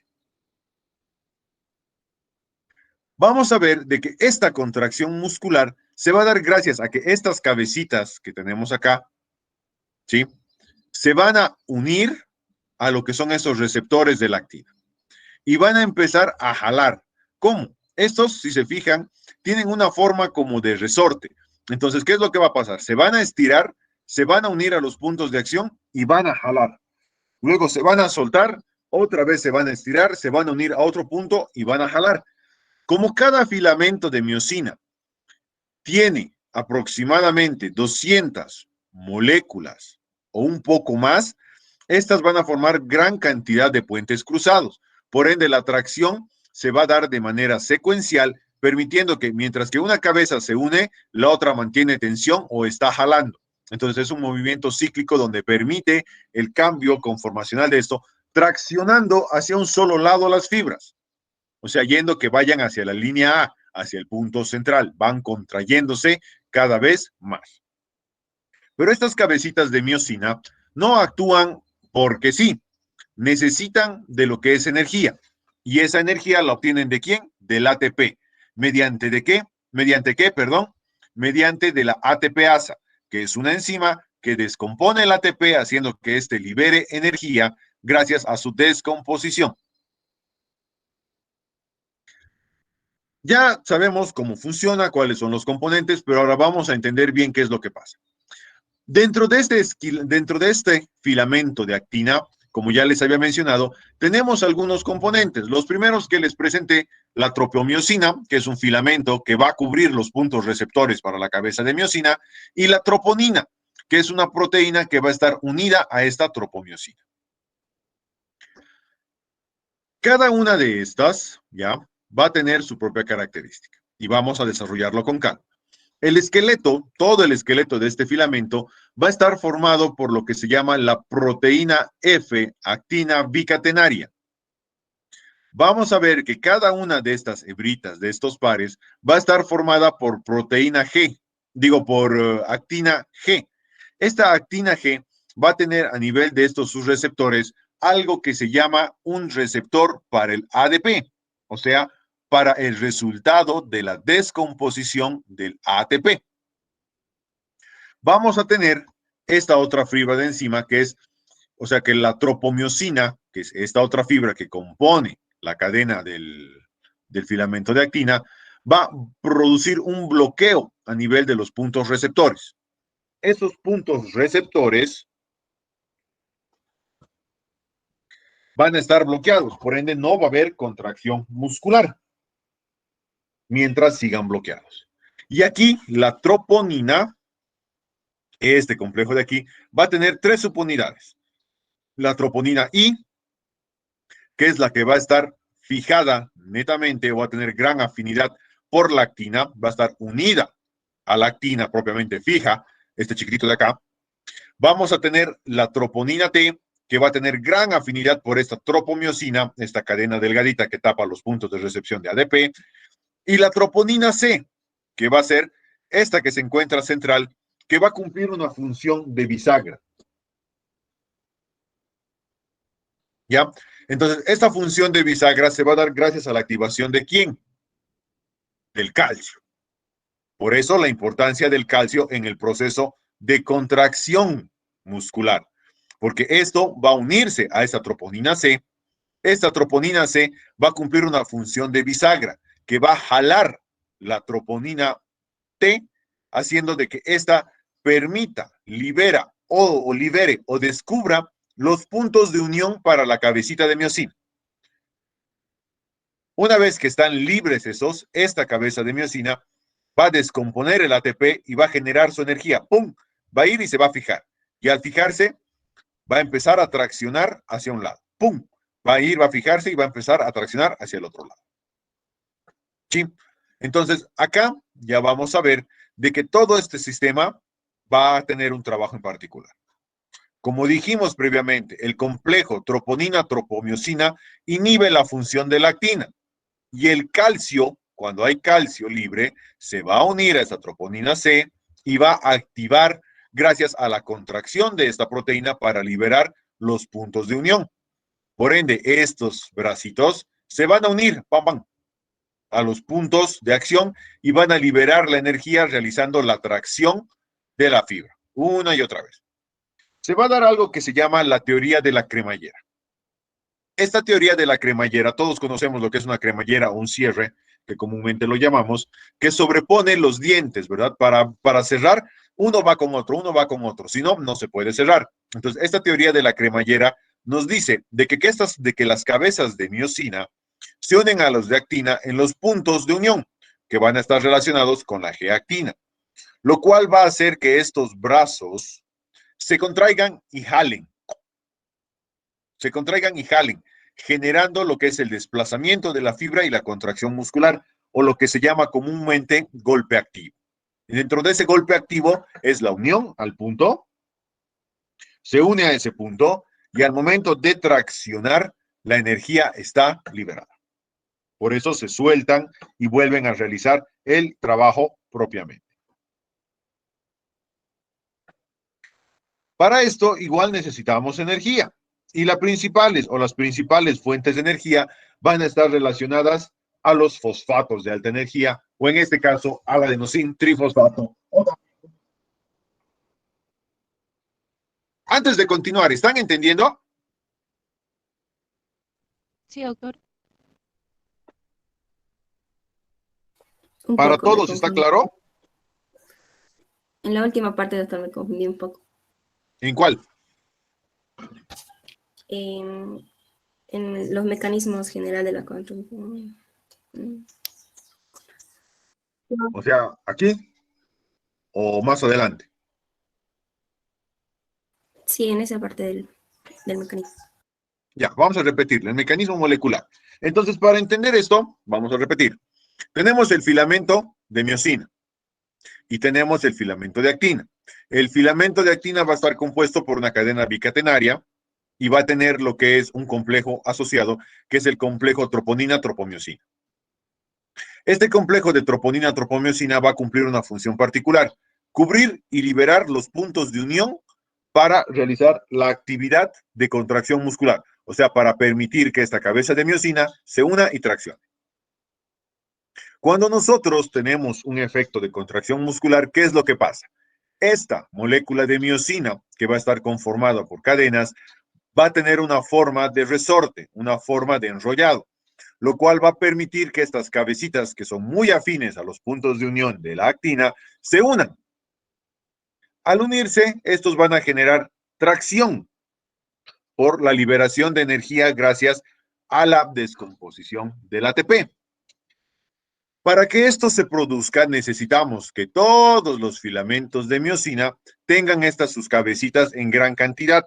Por eso, cada filamento de miosina va a estar formado aproximadamente por 200 o más moléculas que van a ayudar a formar lo que son estos puentes cruzados. Las cabezas de miosina, como dice, actúan como ATPasa, o sea que tienen la función de descomponer el ATP en ADP. El filamento de actina, que ya habíamos dicho, va a estar formado por una proteína F-actina bicatenaria. Cada una de estas hebras va a estar formadas por proteína G, por actina G, o la G-actina. Esta G-actina van a ser los puntos de unión que van a permitir la adhesión de la cabeza de miosina. Y el complejo de troponina-tropomiosina va a estar formado por lo siguiente: la tropomiosina, que es como una fibra, una hebra extra, que va a cubrir los puntos de acción.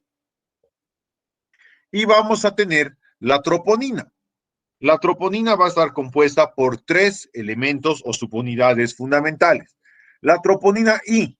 Esta troponina I va a tener una gran afinidad por la actina. O sea, ¿qué quiere decir? Se va a unir fuertemente a la actina, va a estar pegada a la actina. Luego tenemos la troponina T, que va a ser muy afín a la tropomiosina, que es esta otra cadena que cubre los puntos receptores de acción. Y por último, tenemos la troponina C, que va a ser muy unida, o digo muy afín al calcio. Entonces, cuando hay calcio, esta troponina C se activa. Al activarse, libera estos puntos de acción.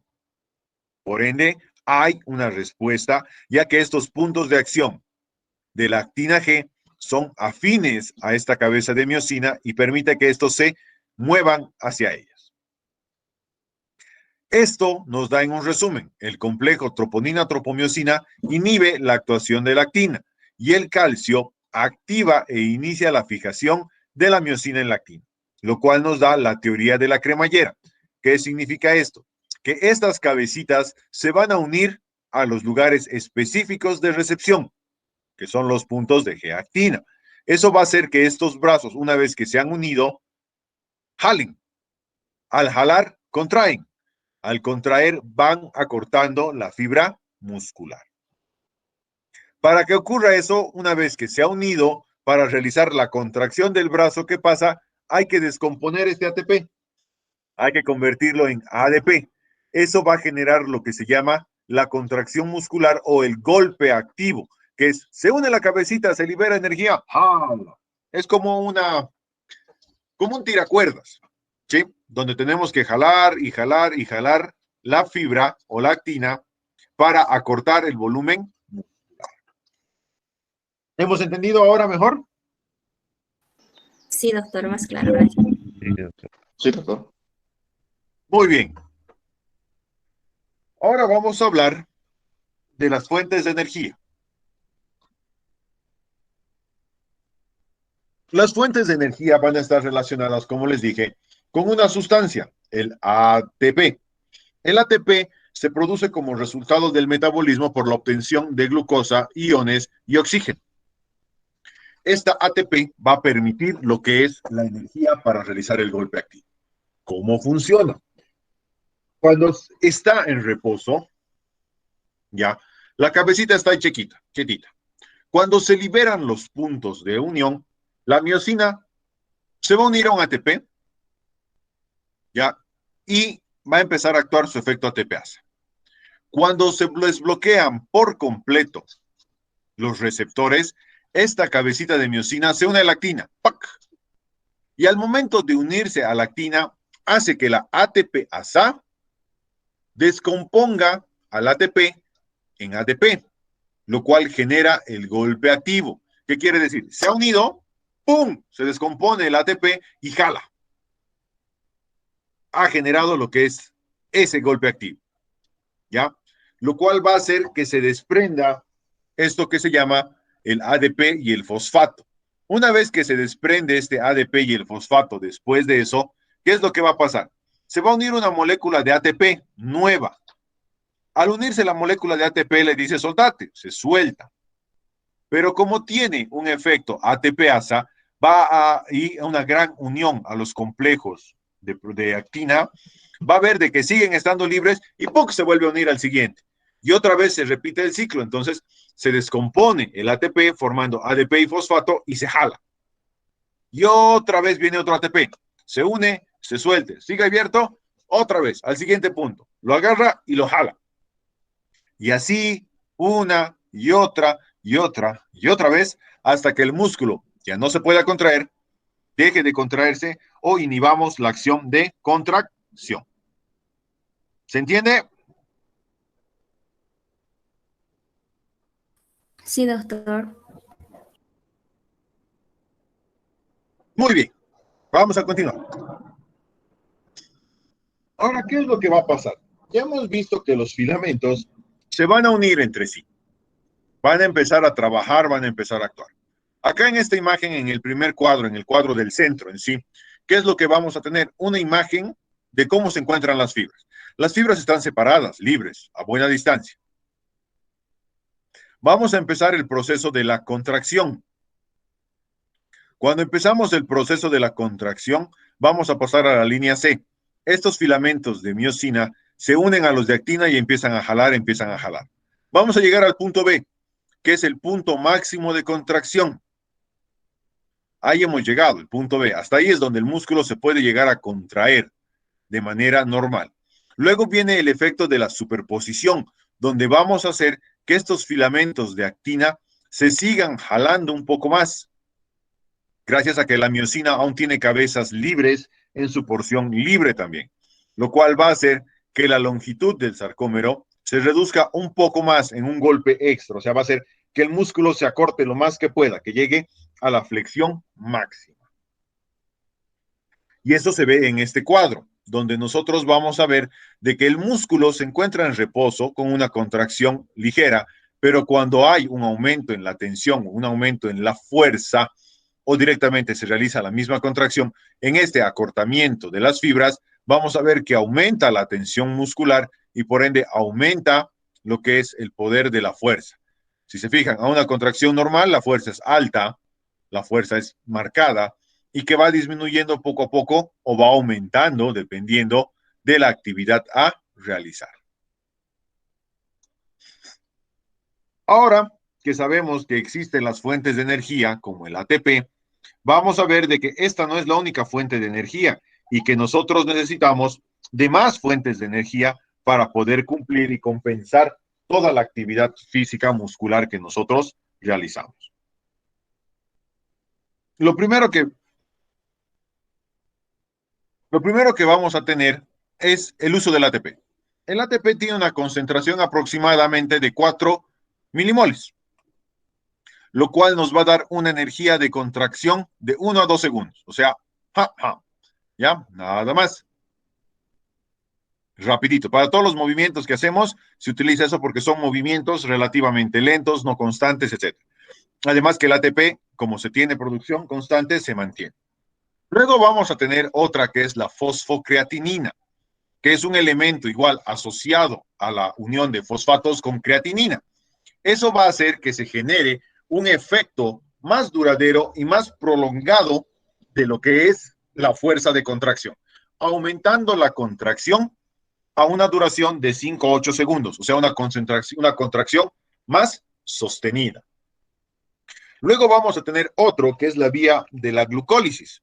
Esta vía de la glucólisis va a hacer que uno de los componentes que se almacena tanto en músculo y en hígado se descomponga. Este es el glucógeno. Cuando nosotros hacemos que el glucógeno se descomponga, se va a liberar un proceso de 2 elementos, el ácido pirúvico y el ácido láctico.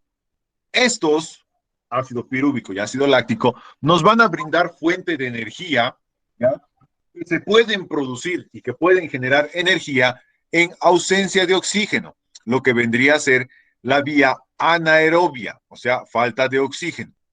Esta vía anaerobia nos puede dar energía restante durante aproximadamente 1 minuto. Al generar esa sobrecarga, ese ejercicio, vamos a ver que se van a ir transformando los ácidos lácticos en lactato, el ácido pirúvico se va a inactivar, se va a convertir en piruvato, va a entrar al ciclo de Krebs y chao, ¿ya? Y luego vamos a tener lo que es el metabolismo oxidativo como tal. Vamos a entrar en la fase de la cual nuestro cuerpo va a depender total y completamente de la oxidación de productos.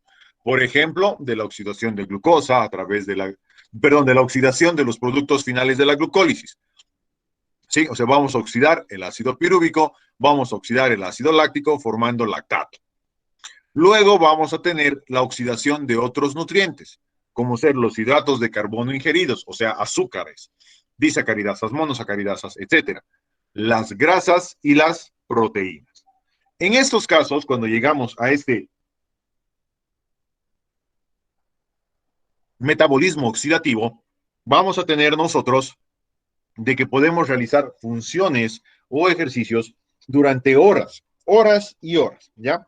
Generalmente eso está asociado a lo que son los ejercicios de resistencia, donde podemos caminar o trotar durante muchas distancias y por mucho tiempo sin tener una real o gran fatiga.